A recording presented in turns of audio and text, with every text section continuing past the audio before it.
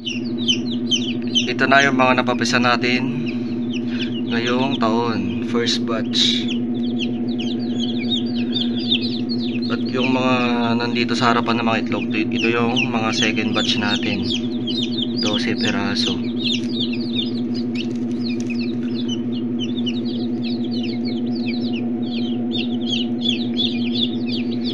Ika 23 days na silang nandito, itong ating mga sisiw. Kasi nung day 21 nila, doon sila nag-hatch. Kaya pwede na natin silang tanggalin dito sa ating incubator. Kunin na natin sila isa-isa.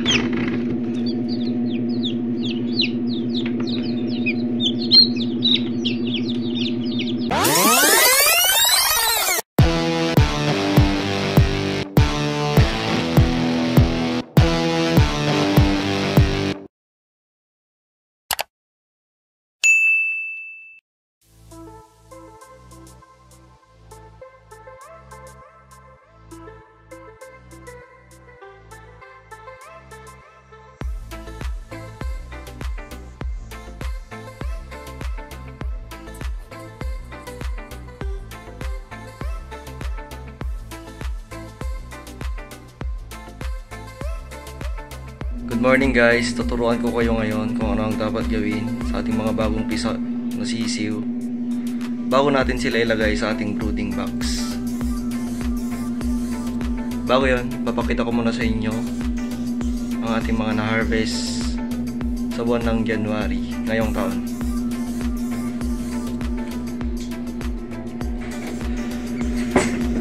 Ito na yung mga na-harvest natin na itlog sa buwan ng January.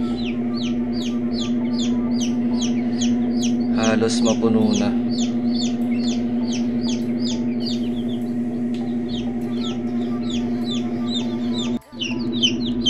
Ito na yung mga napapisa natin ngayong taon, first batch. Wow!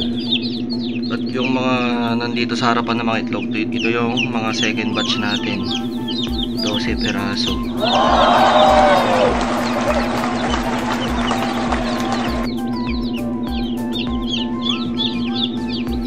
Ika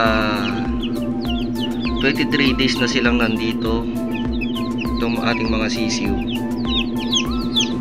Kasi nung day 21 nila, doon sila nag-hatch.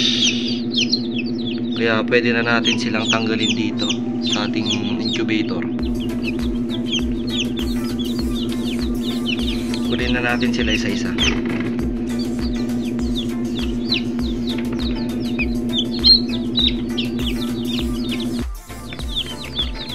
Ito na sila. Out of 30 eggs, 22 lang yung natisa. May 4 na Black Australorp, Rhode Island Red, at may mga ilan-ilan na native. Ito ata yung mga native natin, yung mga maliliit. Ay, 5 pa lang Black Australorp. Pero itong isa parang disabled.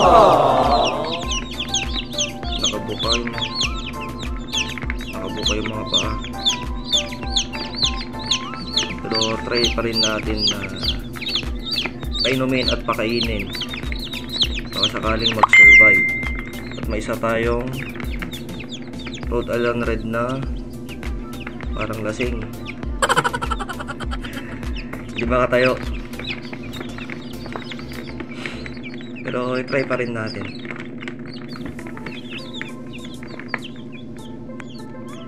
So ayun guys, papainumin na natin ang ating mga bagong papisang sisiw. Haluan natin ng dextrose powder ang ating tubig para ma-rehydrate sila.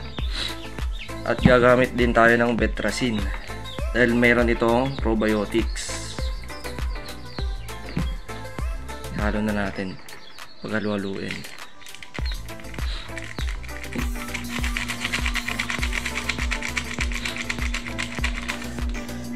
Buong Betracin Gold. Betracin Gold pala ito. buong isang sachet. Tapos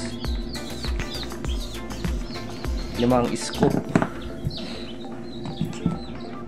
ng dextrose powder.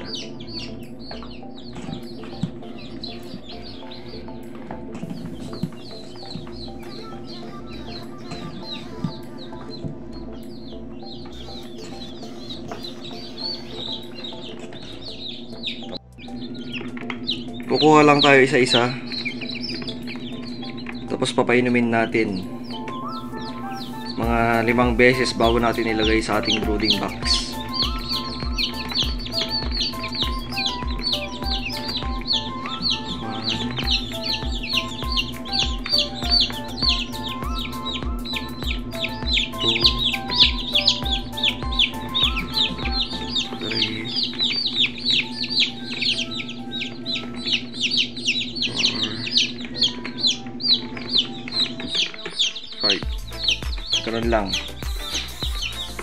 Ganun lang ang ating gagawin sa lahat ng ating mga sisiw. So ayun guys, natapos ko na silang painumin isa-isa.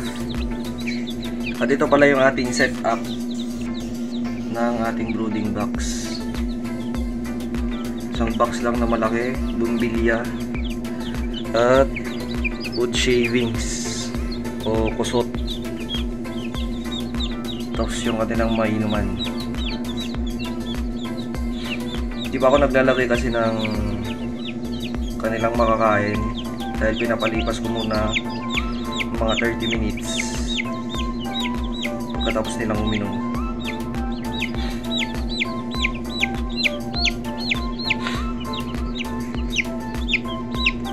So ayun guys, ganun lang kasimple ang ating gagawin bago natin sila ibababa sa ating incubator. Papainumin muna natin, tapos ilalagay natin sa brooding box. Pagkatapos ng 30 minutes, doon na tayo maglalagay ng kanilang makakain. Thank you guys. A few minutes later.